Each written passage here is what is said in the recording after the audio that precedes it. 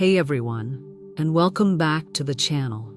I am so glad you're here today because we are diving into a topic that I know is close to many of your hearts. If you've been scrolling through your feed, wondering when it's finally going to be your turn, or if you've been feeling like you're doing everything right but the universe just hasn't delivered that special someone yet, then this video is exactly for you. Today, we are doing a deep dive into a very special tarot spread titled New Love on the Horizon. This is specifically designed for all you singles out there who are ready to see what is actually happening in the dating market, and perhaps more importantly, what's happening inside your own soul. Before we shuffle the deck, I want you to take a deep breath with me. Dating can be exhausting, right? It can feel like a full-time job where the boss never calls you back. But today, we're going to step away from the apps and the ghosting stories, and we're going to look at the energy surrounding your heart. We have 4 very specific positions to cover today. We're going to look at whether you are truly ready for this, what kind of partner you actually need versus what you think you want, where this person might show up, and finally, a concrete piece of advice on how to manifest this connection into your reality. So grab your favorite deck, maybe light a candle, and let's get into the energy of the cards. If you're just watching this for guidance and not laying out your own cards, just focus on my voice and the messages that resonate with your intuition. Let's start with the first position, which is arguably the most important one in the whole spread. This is the card for the question, am I truly ready? Now, I know your immediate answer is probably a loud yes. You might feel like you've been ready for years. But the tarot has a way of peeling back the layers of our ego to show us what's really going on in the basement of our subconscious.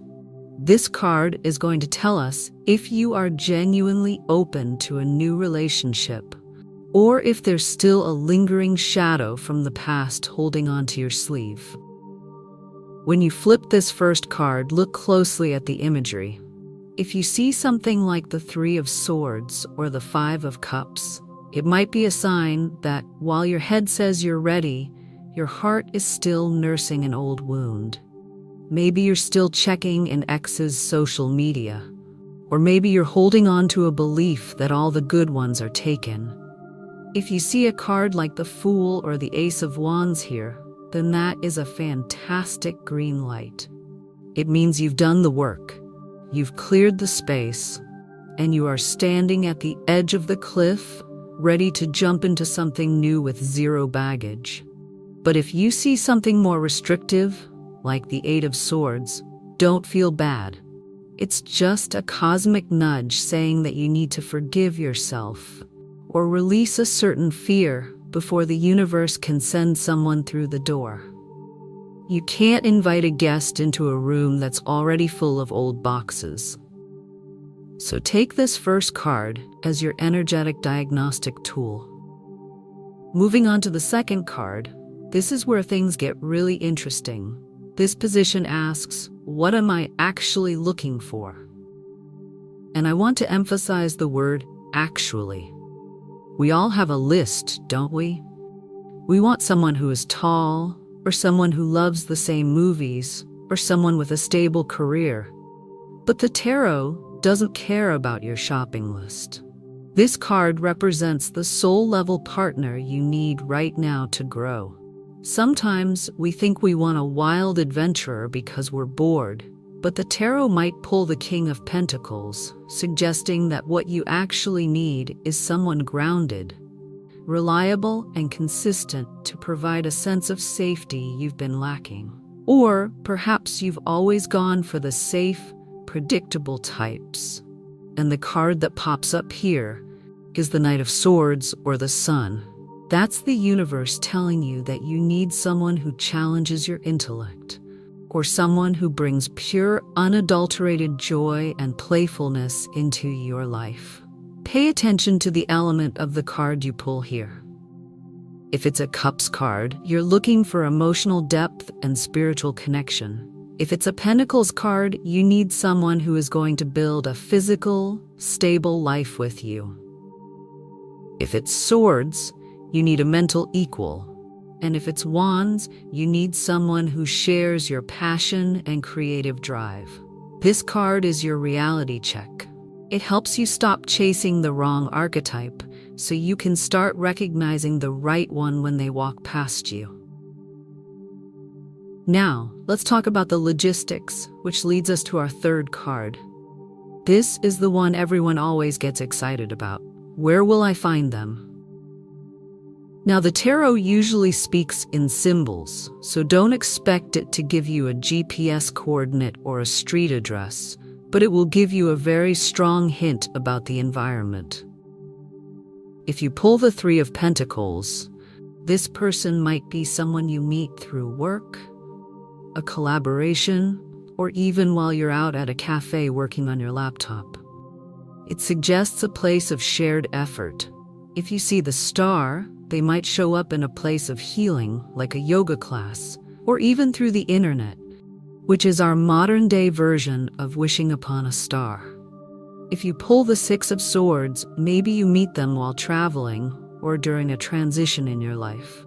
If it's the Hierophant, look toward traditional settings, perhaps at a wedding, a school, or some kind of organized community event. The key here is to look at the vibe of the card. Is it a crowded, noisy card like the Three of Cups? Then get ready to go out with friends and be social. Is it a quiet, introspective card like the Hermit? Then this person might appear when you are least expecting it. Perhaps while you're enjoying some solo time in a library or a park. This card isn't just a location. It's an invitation to change your routine. If the card suggests a social setting and you've been staying home every night, the message is clear. You need to put yourself in the path of opportunity. Finally, we reach the fourth card, which is your advice card. This is your call to action. It answers the question, what should I do right now to attract this love? I love this position because it gives you back your power. Manifesting love isn't just about waiting, it's about matching the frequency of the love you want. If you pull the Queen of Cups here, the advice is to dive into your own self-care and emotional intelligence. Fall in love with yourself first, and the rest will follow. If you get the Eight of Wands, the advice is to be proactive. Maybe it's time to actually download that app or tell your friends you're open to being set up. If the card is the Four of Pentacles, the advice might be to stop being so guarded. You might be protecting your heart so much that no one can get in. If it's the Magician, it's a reminder that you have all the tools you need already, and you just need to start using your intention and your willpower to visualize that partner every single day. This card is your homework.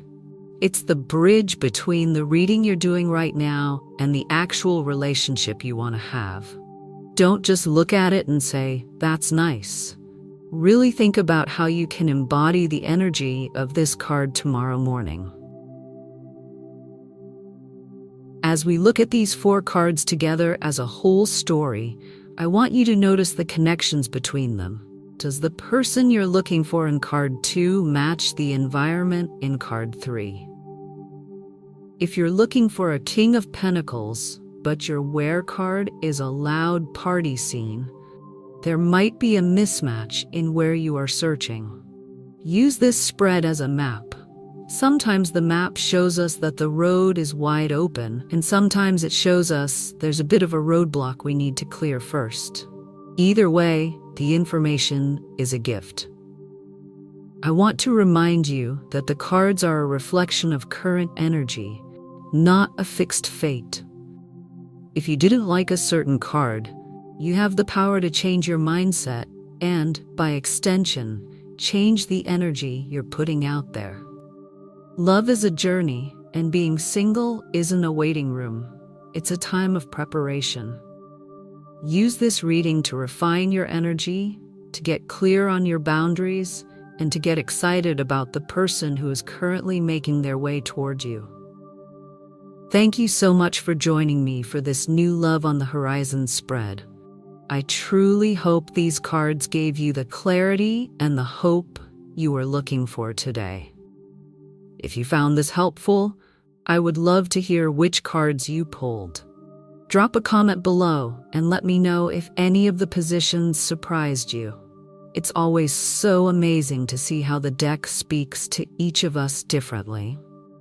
Before you go, don't forget to give this video a thumbs up if you enjoyed it, and subscribe to the channel for more tarot deep dives and soulful guidance. I'm sending you so much love and light on your journey to finding the one. Remember, you are worthy of a love that feels like home. I'll see you in the next video.